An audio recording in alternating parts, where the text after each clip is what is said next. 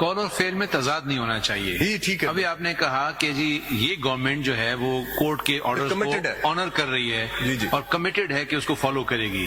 لیکن جیسے اطہر صاحب نے بتایا کہ بیل آرڈرز ہوئے، پرٹیکولر کیس میں ہم ذکر نہیں کرتے لیکن ویسے بتا رہے ہیں ہائی کورٹ کے آرڈر ہوئے یا سپریم کورٹ کے ہوئے، ان کو فلاؤٹ کرنے کے لیے ایم پی او کا سہارا لے لیتے ہیں.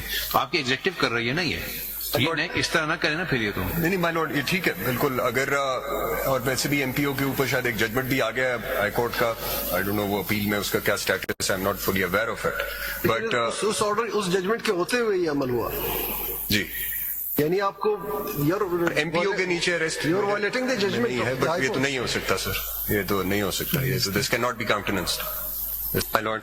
The unfortunate thing is everyone knows whatever is happening, but everyone is pretending as if nothing is happening.